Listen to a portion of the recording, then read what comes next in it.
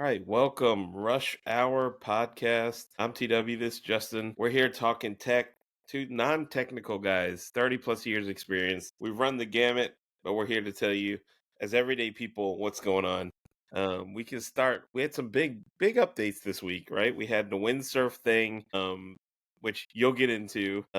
We have a BARDAD test that we're going to run into, but I thought we'd kick it off. Grok4, Elon came on last week and announced basically AGI, right? So I thought Grok4, what is it all about?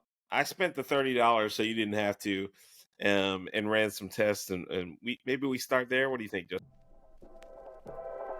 Three, two, one, go!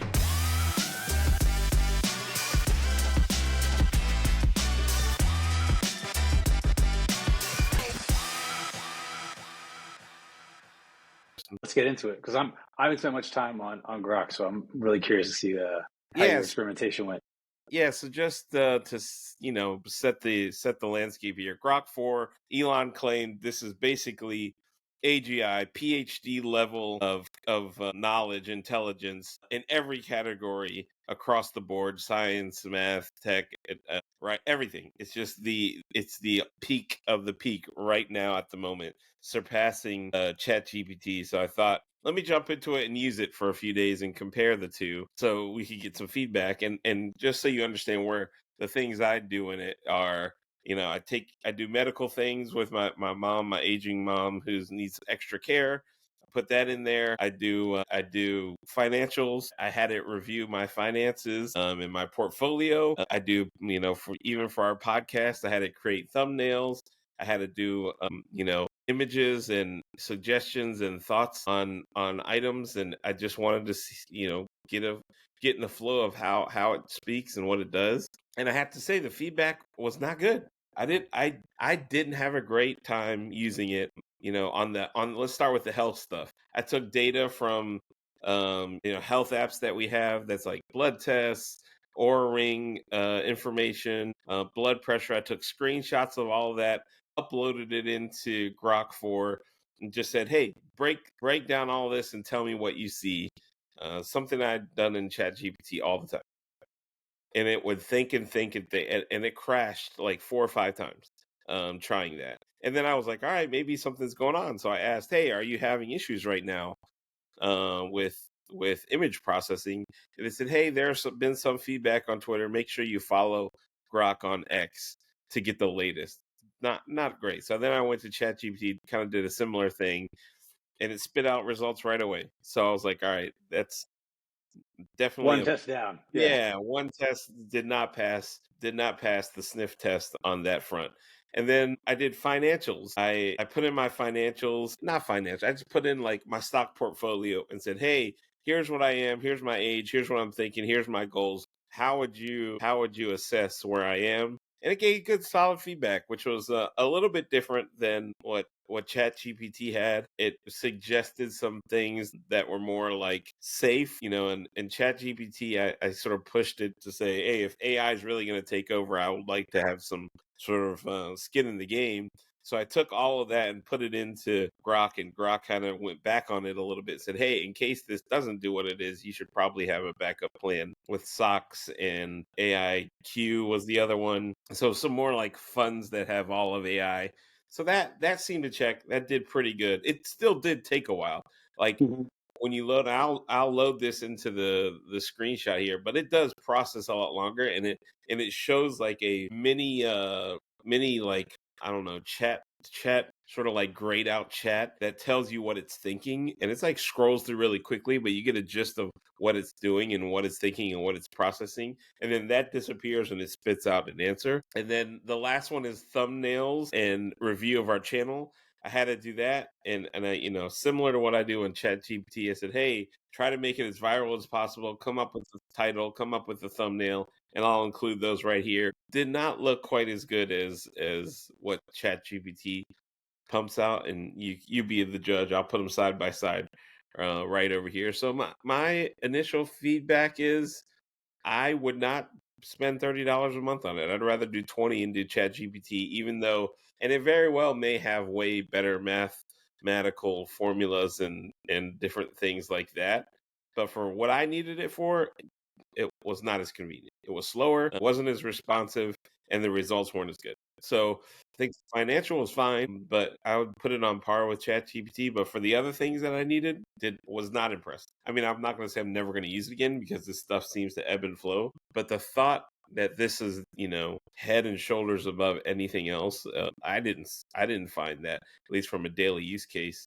I didn't find that to be true. So that is my quick review. Grok 4. What are your thoughts on hearing that? I am not surprised that it didn't perform as well, but I wonder why Elon felt the need to say, "Oh, we've achieved AGI," right? Like he's a guy who's definitely good at headlines.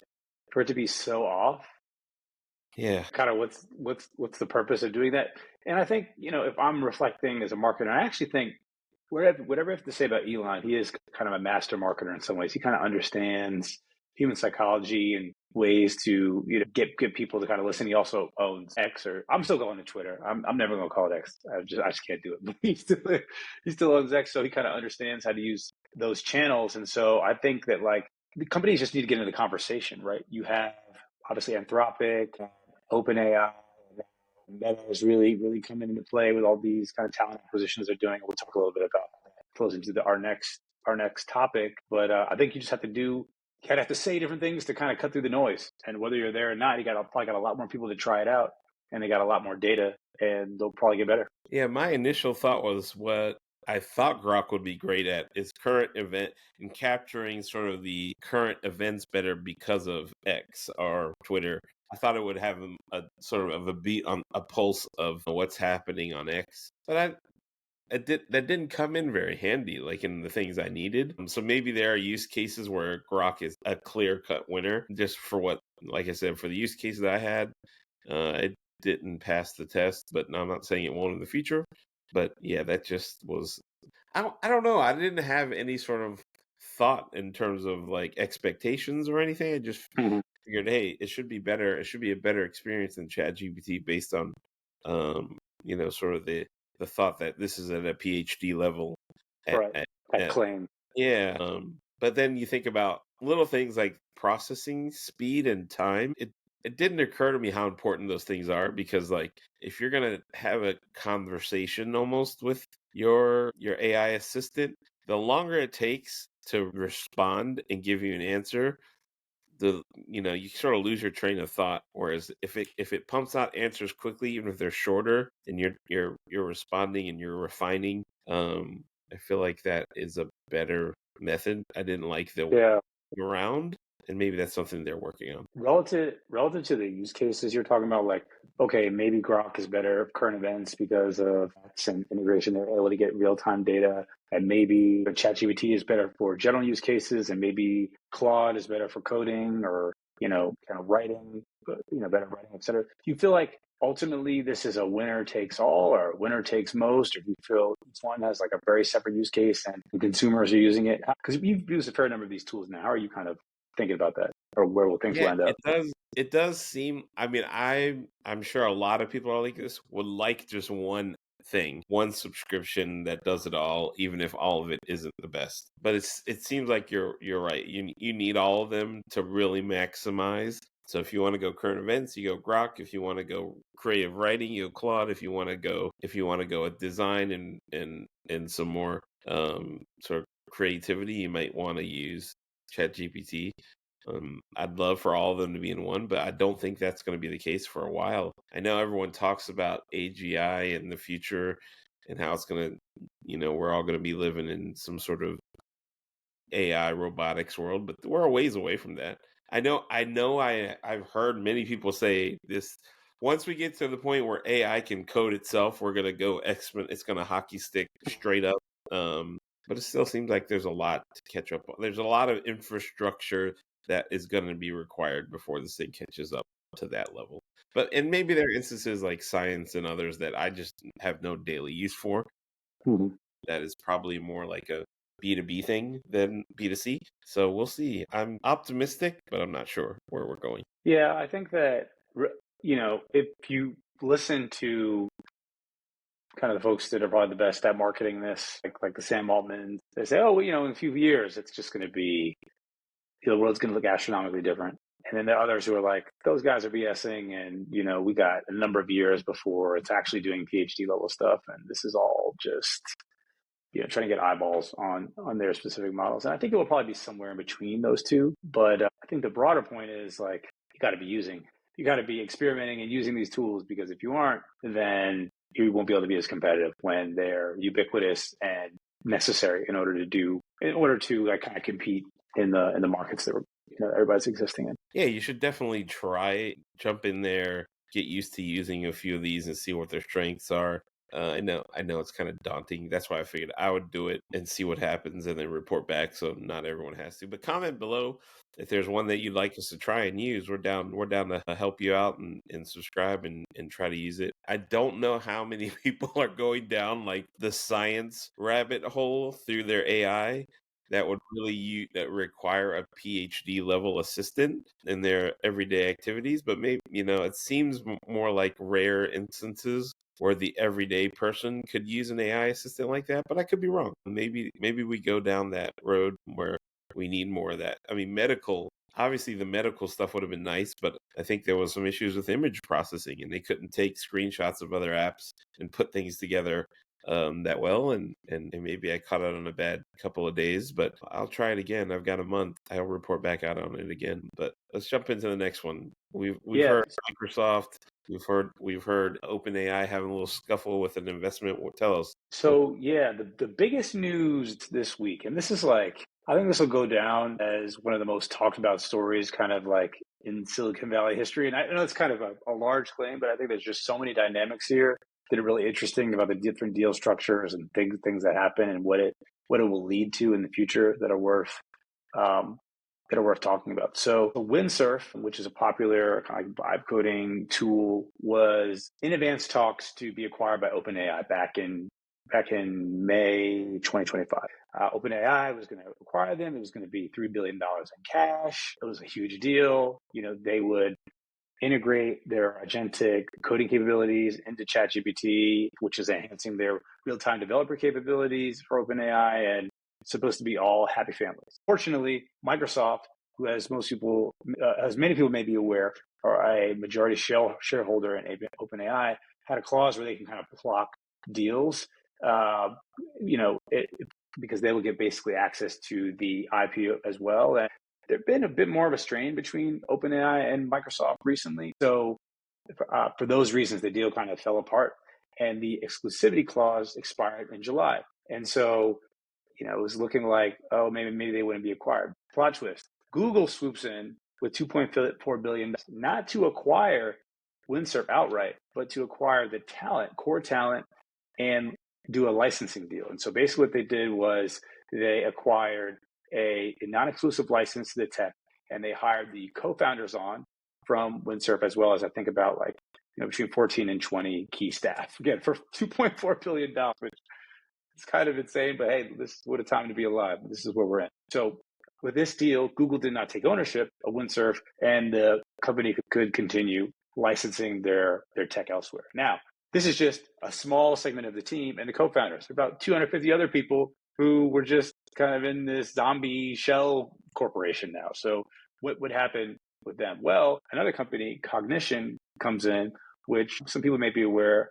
They are the creators of Devin, which is that kind of agentic AI tool that was getting some prominence maybe like 6-7 months ago, kind of falling off a little bit. Basically, there was a whole issue around, some folks may have seen this, there was a whole kind of news story around that it wasn't actually the agents doing stuff. It was like a team of actual humans in India who were doing all the work. So they didn't have the greatest press recently. But essentially, Windsurf came in and Cognition came in, to do a definitive deal to acquire Windsurf's IP, their product brand, and the remaining team, about 250 people. Cognition guaranteed 100% of their employees would participate financially, and they waived the cliff vesting, so they got immediate equity benefits, and everyone got full retention. So that's kind of how things ended in terms of the deal. One, that's just like an insane story relative to how these things typically play out in the Valley, but I think it speaks to a larger shift where we're in this era where the product doesn't matter as much. It's more about the talent, and that's kind of what we're seeing with these kind of wartime CEOs like Zuck coming and just offering hundreds of millions of dollars to acquire folks. That seems to be the trend, which, listen, people have to optimize for kind of outcomes that are going to set them up for, set themselves and their families up. I'm not necessarily hating on that, but where does that lead everyone else who's on the team? People who join these companies as early stage employees. Part of the magic of Silicon Valley is you have these founders with massive incomes, but also the long tail of other people who join companies who go out and start their own company or do angel investing and support the overall ecosystem. And it just seems like with this new model, it's not really occurring. So I'm not necessarily a fan of it. I can understand why some people would be leaning, but I think that the magic of Silicon Valley is going to get lost if more deals are structured like this. But what do you think? Am I overthinking it? No, I agree. It seems like they've circumvented what the magic of startups, right? Like it's always been the case that the founders, the original core, really reap the benefits, and fairly justifiably so. They put in the most sort of sweat equity, but normally you acquire the entire company and everyone goes with it, and now you're sort of able to. Our companies are nitpicking and pulling out the most important people and paying them a substantial amount. It just seems a little bit tough if for people like us in our roles, we would absolutely get left out, right? Unless you're a super technical founder, people like us, non-technical people at a technical company, are just squeezed out, which seems a little unfair. Especially if you put in a lot of equity as well, and you've really helped define and shape the brand and the role, and then you just get squeezed out at the end. That seems really unfair, and it seems like it's happening more and more, right? You hear that Zuck is hiring people $100 million packages. You hear about more AI engineers are getting pulled with these massive equity plays. It's not uncommon. It just seems like it's happening more and more because these valuations are getting out of control, and it's so hard to acquire companies today that they're trying to get creative legally with how to do it. And maybe it's just inevitable that we get to this point. Yeah, it's an interesting point to build on that. You've kind of seen these teams within the AI space start to become smaller and smaller. I think initially there was kind of like an efficiency play of, hey, if the output of this team is if it's a $5 million ARR per employee, like that looks really attractive from a venture perspective. And it's like, hey, you have all these tools now where you can run faster than ever. But maybe the other thing is, hey, and when these deals get done, they're really just going to take this small team, this small initial founding team. So, if you're looking for the kind of upside there, not that it won't exist. And I don't want to be too hyperbolic and like, oh, everything's kind of changing overnight. If this is kind of the canary in the coal mine for how things are going, it definitely looks a lot different. So like, okay, let's say that you were to join a company now, right? As an early stage employee, there was somebody with a vision and you wanted to join, was something that you thought was going to be, have a major impact on the world or space you're really interested in, you were joining in the current context. How would you be thinking about joining those companies now that may have been different than your thought process 20 years ago? Yeah, and I think you have to really think about the people and the connections and what's driving them, right? So you really probably need to dig into the role and understand your true impact of it. There's going to be a lot of ups and downs that you got to be ready for, and are these the people that you want to entrust with that? Because ultimately, that's what it's about. You really got to trust that founding team to look out for you and value what you're bringing to the table, because if they don't, things fall apart. You could easily get squeezed out. So he's got to be I think I would just be mentally prepared for that and prep the best I could and understand the people and the role and be okay with rolling the dice, because ultimately that's what it's going to come down to. I think that's interesting, and maybe make a little bit of a different point as well as like, or maybe kind of similar point, and then maybe one that's a bit different, which is if you're an employee that's joining a company early, or like previously, I think companies still need a certain amount of talent and Yes. and bodies to accomplish things. I don't think it's all going to be just AI. I don't think that time is going to come for a while. So to the extent that you do need people, whereas early stage employees are kind of like in a bit of a handshake agreement with the founders. With the stuff that's going on now, do you think that kind of early stage employees will be way more stringent on accelerated vesting or like other clauses where it almost puts them at odds, not necessarily with the founder, but with the venture ecosystem in Right. terms of who has what's more important or what has like the most weight in the balance of those relationships, so that it kind of gives employees who join who are a bit more thoughtful about kind of how they enter in or how they structure their deal, or do you think that VCs ultimately still kind of running the game and there's not much, or the employees can do in that situation? I think it's really going to depend on on what you're bringing to the table. Obviously, if you're a very early, small team, 20, 50 people, you're bringing a lot to the table, in which case it's probably fair to ask for a decent amount of cash too, more so than in the past, right? Because these valuations are massive and the cash is massive. So you should be able to cover yourself. And it's not so much of a bootstrap like it was back in the day where you're working out of the garage, taking nothing for salary. I think now you could probably request a pretty solid salary and you're not sacrificing a ton. That would be my guess. I haven't seen one of these deals in a while that are like Yeah, that early stage. My guess is you get enough money now, but if you're talking about bootstrapping and you're not getting paid and you're just getting equity and now you've got this piece, yeah, you're going to be more careful. I'd imagine those deals are different. yeah.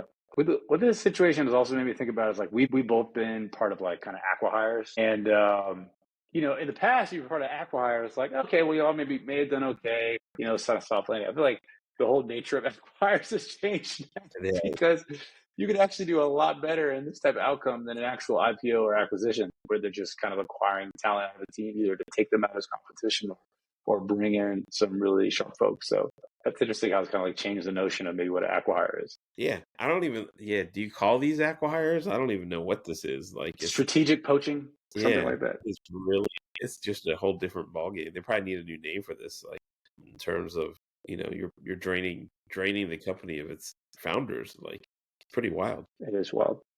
And All right. also, just quickly, I know we'll probably go into the last topic around how our ads are performing. But Scale AI today, just because it's breaking news, they laid off 14% of their full-time staff and 500 contractors. If y'all remember, this is only weeks after Meta paid about 14.3 billion to take a 49% stake in the company and poach the CEO.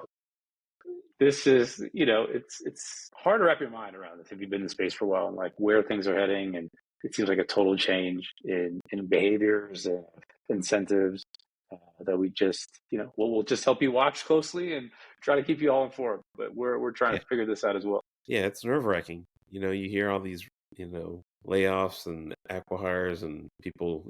It's you just don't know where we're going. But yeah, let's jump into the ads real quick. For those that don't know, Justin and I ran with the Rush Hour podcast. We ran this ad. I'll put it up on the screen. We ran this ad earlier in the year. No, middle of last year, right? It was almost about a Yeah, year yeah, ago. yep. And then we ran this ad currently starting on June 23rd.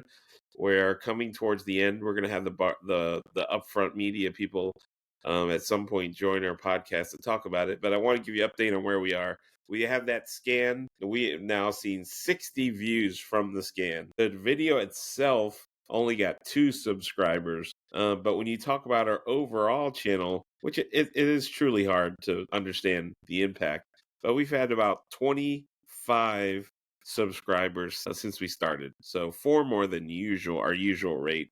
And today we had 3, which was one of the higher days we've had. It's one of those things, we'll keep an eye on it. The engagement so far, it's solid. Nothing crazy. If you look at the 60 viewers we've had, the retention, they watch, 35% of the video, that's what, 0.6 hours of watch time. Nothing incredible, but it is, growing. So it's kind of interesting that our ad, hits tons and tons of viewers, but it's really hard to get a scan. 60, you're talking thousands of people every day probably see that thing, and we're only getting 60 scans total. That's tough. That's a tough business to be in, but for sure. And I think people are on their phones and, they're doing other things when they're chilling. But I've had a number of people who may not have scanned it, but they've sent it to me like Yeah. a ton. Yeah. So, and all the other content that we do, like on LinkedIn, et cetera, it's kind of, we're building this holistic brand presence and different touch points. And so I think, from that perspective, it's definitely been really valuable. Yeah, it's cool. And we'll have Upfront. And that's really our first sponsorship deal with Upfront Media and doing the BART ad. And they helped us get the ad up and put it in a lot more places than normal. And so, we'll jump on and talk with them. So make sure you like and subscribe to get that if you're interested in the BART ads and what they're doing. And hearing from the people from BART themselves that run the ads, we're curious how AI is working for them and what are they seeing? What does the future hold for them? That'll be all coming soon. So make sure you like and subscribe. Otherwise, that's a wrap for today. Anything else, Justin? That's it, man. Catch you next time. Like and subscribe. We'll talk soon.